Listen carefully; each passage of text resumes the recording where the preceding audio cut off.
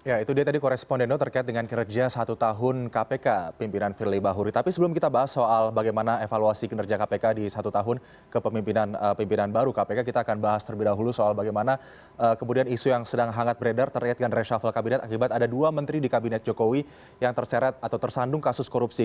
Saya ke Mas Revo. Mas Revo, ini menjelang akhir tahun ada kabar yang cukup mensentakan publik begitu ya. 2 menteri terseret kasus korupsi, terakhir Menteri Sosial Jurai Batubara yang juga terseret kasus korupsi karena mengkorupsi dana bantuan sosial begitu.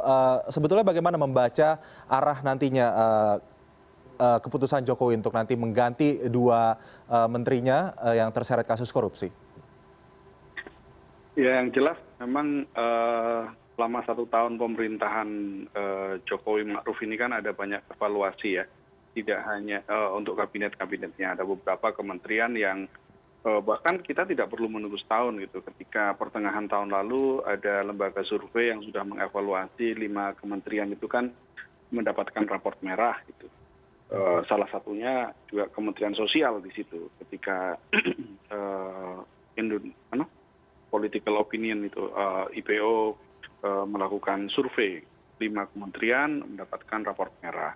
Kemudian ada beberapa kementerian yang juga dikritik dan mendapatkan raport merah seperti misalnya Menteri Pendidikan dan Kebudayaan itu mendapat raport merah dari Federasi Guru Indonesia kan. Jadi kalau misalkan dengan kasus tertangkapnya Menteri KKP dan Menteri Sosial oleh KPK, maka ini bisa menjadi pintu masuk bagi Presiden Jokowi dan Wakil Presiden Ma'ruf Amin untuk melakukan evaluasi dan perombakan kabinetnya gitu. Selama 3 minggu terakhir ini kita sudah mendengar santer gitu ya, ada beberapa desas-desus terkait dengan reshuffle. Konon kabarnya juga akan dilakukan pada minggu-minggu depan atau awal tahun depan gitu ya. Ya kita tunggu saja, karena bagaimanapun reshuffle ini kan hak prerogatif dari seorang presiden. Tapi yang jelas kita semua berharap presiden bisa melihat dengan jernih mana kementerian yang dinilai tidak cukup perform dan harus diganti gitu. Karena masih ada 4 tahun pemerintahan dan kita semua terpukul oleh COVID-19, artinya kalau misalkan relate dengan yang tadi kita bahas, kita divaksin tahun depan, kemudian ekonomi mulai beranjak tumbuh, maka kita tidak perlu menunggu lama untuk lari kencang.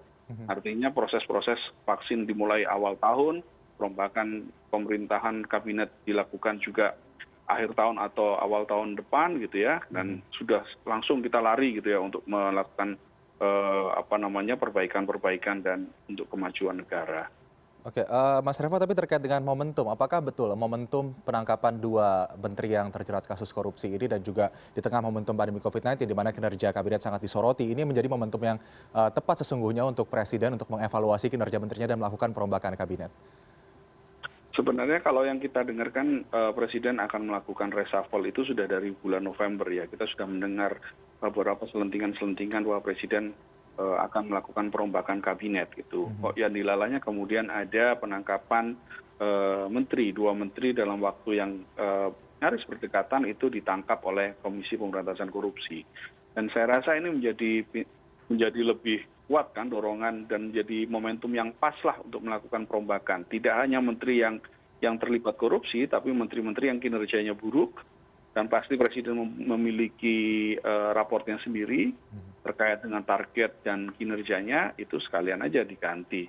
Saya rasa sudah waktunya lah dan tepat lah momentumnya ini, Aldi. Oke, baik. Saya ke Mas Elvan selanjutnya. Mas Elvan, terkait kemudian siapa yang sebetulnya akan lebih ideal untuk ditaruh di kursi menteri yang kosong akibat adanya kasus korupsi tersebut? Apakah mereka ini lebih baik yang juga memiliki latar belakang partai politik atau mereka yang profesional? Sebetulnya bagaimana nanti publik menilainya akan lebih baik? Ya, saya kira benar ya tadi yang disampaikan Mas Revo, memang reshuffle ini isunya sudah beredar kencang mulai bulan Oktober November bertepatan dengan 1 tahun pemerintahan Jokowi. Karena waktu itu juga Presiden sudah berkali-kali marah kepada pembantunya ya kan, dari mulai sektor kesehatan, sektor ekonomi, banyak kekecewaan Presiden. Terus kenapa kemudian tidak dieksekusi? Karena rupanya konstelasi politiknya tidak memungkinkan. Politik, kemudian kondisi negara yang di tengah krisis COVID segala macam. Presiden terus mengingatkan, ibarat perusahaan itu SP1, SP2 udah keluar gitu loh. Ini tinggal SP3 ya pasti akan dieksekusi. Nah, kebetulan akhir tahun ini mengemuka lagi, kebetulan lagi, ini banyak orang-orang di DPR ya, politisi di DPR, mengait-ngaitkan dengan 23 Desember yang itu jatuh pada hari Rabu Pon. Rabu Pon. Nah, biasanya reshuffle entah kenapa Presiden itu berkali-kali reshuffle pada Rabu Pon. Nah, meskipun banyak juga dari partai-partai itu meyakini memang akan ada reshuffle tahun ini. Kenapa? Karena sudah tertunda dari Oktober itu lama dan sebenarnya ketua umum partai koalisi sudah sering diajak diskusi. Nah, pas momentumnya adalah ada 2 menteri yang kena kasus korupsi. Satu dari Gerindra, satu dari PDIP. Nah, masalahnya kalau 2 kursi ini kemungkinan Pak Jokowi punya prerogatif, tapi ketua umum partai punya bolanya gitu. Jadi mereka tetap harus usulan pasti datang dari Megawati dan Prabowo nih untuk 2 menteri ini. Yang saya dengar kalau Menteri Sosial ini akan diambil oleh PDIP ya kemungkinan. Ya saya dengar isu santer sekali Bu Risma. Bu Risma ini kan juga di Surabaya sudah masuk periode kedua selesai kan. Dan kemudian cuman kalau saya lihat schedule-nya Bu Risma ini selesainya Februari. Jadi mungkin akan ada reshuffle sebagian di akhir tahun, terus ada lagi nanti mungkin bertahap gitu. Skenario kayak Bu Risma ini menarik karena Bu Risma isunya sengaja ditarik ke menteri untuk dijaga ya, tetap agar tetap di atas untuk nantinya di head to head kan dengan Anies Baswedan di DKI. Ini isu yang lebih jauh lagi kan, ini kan lagi ini keluar dari evaluasi.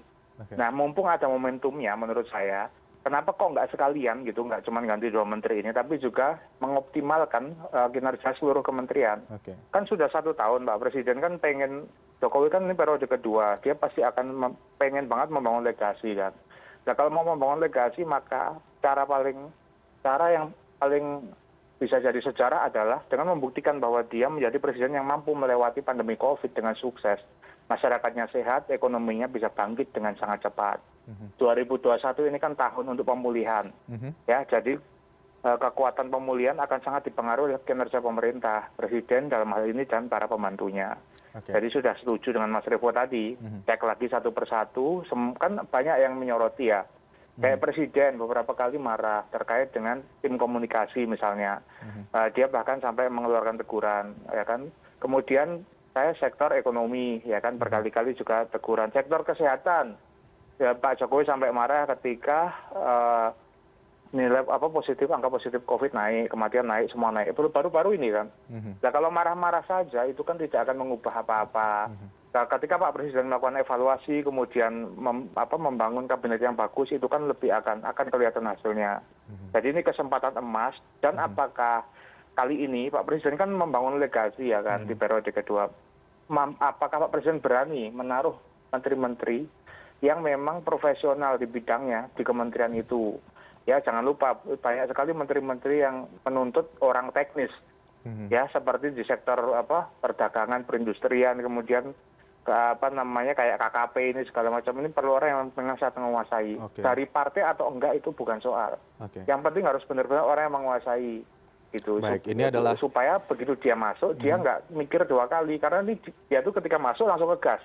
Ini udah bukan waktunya belajar lagi. Jadi nggak kayak periode pertama, nggak kayak setahun pertama lah belajar 3 bulan. Ini nggak, ketika masuk langsung gaspol. Pemulihan ekonomi, pemulihan kesehatan gitu. Target pemerintah.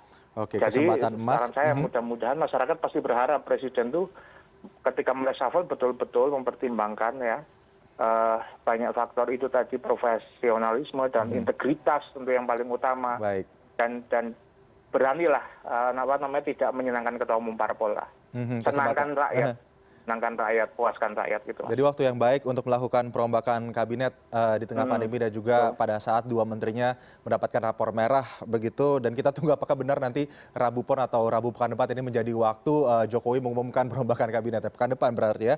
Selanjutnya saya ke Mas Revo terkait dengan kinerja KPK begitu. Selain pemerintahan Jokowi yang disorot, tapi kinerja KPK mendapatkan apresiasi yang cukup baik dari masyarakat karena adanya OTT kasus korupsi tersebut. Sebetulnya bagaimana kita membaca kinerja KPK yang pada awal kepemimpinan Firly Bahuri sempat mendapatkan banyak kritikan begitu, namun di akhir tahun 2020 ini ternyata memberikan gebrakan lah. Iya benar sekali Aldi. Hari ini sebenarnya tepat 1 tahun ya. Hari ini adalah tepat 1 tahun kepemimpinan KPK jilid 5 yang dipimpin oleh Firly Bahuri. sebelum November ya, ketika kalau tidak salah kan Menteri KKP itu ditangkap di tanggal 25 November ya, kalau nggak salah ya, di akhir November. Sebelum itu KPK ini sangat kepercayaan publik ke KPK itu sangat turun drastis gitu.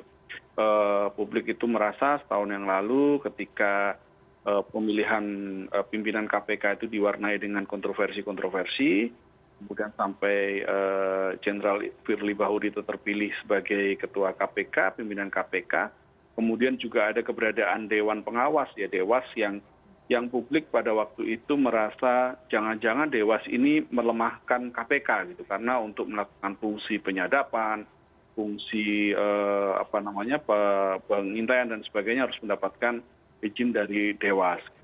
Nah kemudian dalam perjalanannya sebelum November itu kita melihat KPK ini lebih yang di media yang seringkali muncul yang muncul itu lebih pada urusan-urusan internal.